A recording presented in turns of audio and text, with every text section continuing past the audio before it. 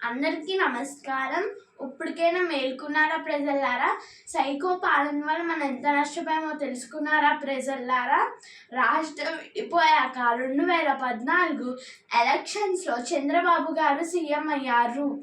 రాజధాని లేని రాష్ట్రంలో అమరావతిని ప్రజల ప్రతిపక్ష మద్దతుతో రాజధానిలాగా ఎంచుకుని చంద్రబాబు గారు వాళ్ళ పాలన స్టార్ట్ చేశారు.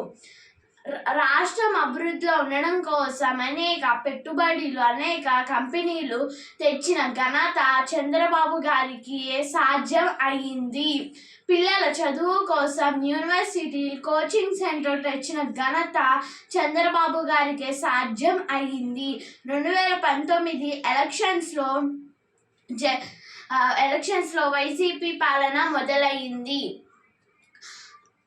ప్రతిపక్షంలో ఉన్నప్పుడు అమరావతి రాజధానిలాగా అంగీకరించి వాళ్ళ పాలన స్టార్ట్ చేసిన తర్వాత అమరావతి రాజధానిలాగా పనికిరాదని 3 రాజధానులని ప్రాంతాల మధ్య గొడవలు పెట్టారు వైసీపీ వాళ్ళు. అన్ని గ్రాఫిక్స్ అని అన్ని తాత్కాలిక భవనాలని అవినీతి జరిగిందని నిందిస్తూనే ఈ 5 సంవత్సరాలు చంద్రబాబు గారు నిర్మించిన భవనాల్లోనే పాలన చేస్తున్నారు కదా ప్రజలారా? ఆలోచించండి ప్రజలారా. ఓటేసేటప్పుడు మేము అది చేస్తాం ఇది చేస్తామని చెప్తారు కదా. పోలవరం ప్రాజెక్ట్ ఎందుకు కంప్లీట్ చేయలేకపోయారు ప్రజలారా?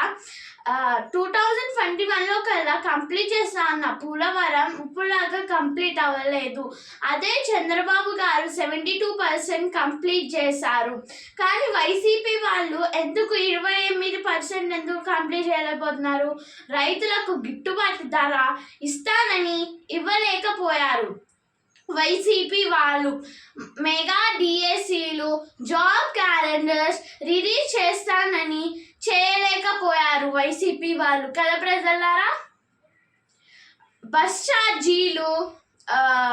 ఛార్జీలు కరెంటు బిల్లులు పెంచనని ఎందుకు పెంచారు ప్రజలారా వైసీపీ వాళ్ళు? చెప్పండి.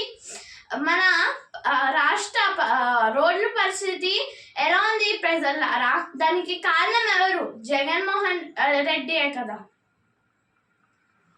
మద్యపాన నిషేధం చేస్తానని చేయలేకపోయారు కదా ప్రజలారా? ఇలా చెప్పుకుంటూ పోతే చాలా అరాజకాలే ఉన్నాయి ప్రజలారా. ఇంకా పక్క రాష్ట్రంలో ఒడిశా, కర్ణాటక, తెలంగాణ పెట్రోల్ డీజిల్ ధరల కన్నా ఆంధ్ర రాష్ట్రంలో ఉన్న పెట్రోల్ డీజిల్ ధరలే ఎక్కువగా ఉన్నాయి కదా ప్రజలారా? దానికి కారణం ఎవరు? వైసీపీ వాళ్ళే కదా ప్రజలారా. మన భవిష్యత్తులు బాగుండాలన్నా రాబోయే తరాలు బాగుండాలన్నా బాబే రావాలి.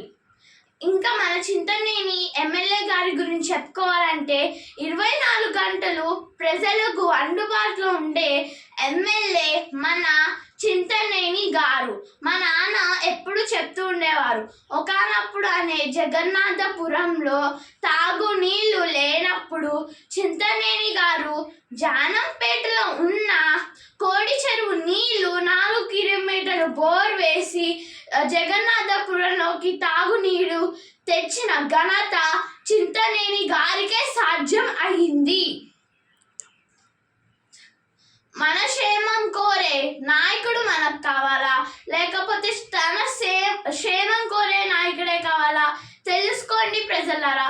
చివరిగా నేను చెప్తున్న మాట, పంటకి నీళ్ళు ఎంత అవసరమో, చంటి బిడ్డలకు తల్లి పాలు ఎంత అవసరమో, ఆంధ్ర రాష్ట్రం బాగుండాలన్నా చంద్రబాబు గారు అంతే అవసరం. దెందులూరు నియోజకవర్గం బాగుండాలన్నా చింతనేని గారు అంతే అవసరం. జై టీడీపీ, జై తెలుగుదేశం.